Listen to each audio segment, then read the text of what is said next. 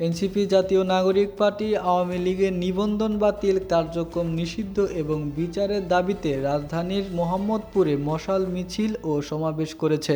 রোববার রাত 10:30টায় দলটি মোহাম্মদপুর জোনের উদ্যোগে এই কর্মসূচি অনুষ্ঠিত হয়। সমাবেশ শেষে মশাল মিছিলটি আল্লাহ করিম মসজিদ মোড় থেকে আসাদ গেট পর্যন্ত সড়ক প্রদক্ষিণ করে। এনসিপির কেন্দ্রীয় যুগ্ম সদস্য সচিব আকরাম হুসাইন সমাবেশ বক্তব্য দিতে গিয়ে বলেন, মোহাম্মদপুরে যারা ছাত্র জনতার উপর গুলি চালিয়েছে তাদের ইন্টারপোলের মাধ্যমে দেশে এনে বিচার করতে হবে।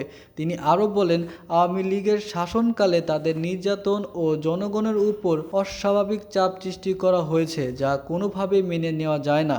এনসিপির কেন্দ্রীয় সংগঠক এম সোরাইব বলেন, আওয়ামী লীগ একটি গণহত্যাকারী দল। দিল্লির প্রেসক্রিপশন বাস্তবায়ন করাই ছিল তাদের সাংগঠনিক কার্যক্রম। বিষের যেমন ভালো বিষ বা খারাপ বিষ বলে কিছু নেই, তেমনি আওয়ামী লীগের ভালো লীগ বা মন্দ লীগ বলে কিছু নেই।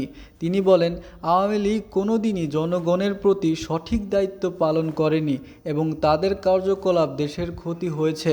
সমাবেশে আরও বক্তব্য দেন এনসিপির কেন্দ্রীয় সদস্য মীর হাবিব আল মঞ্জুর এবং মোহাম্মদপুরের জোনের নেতারা।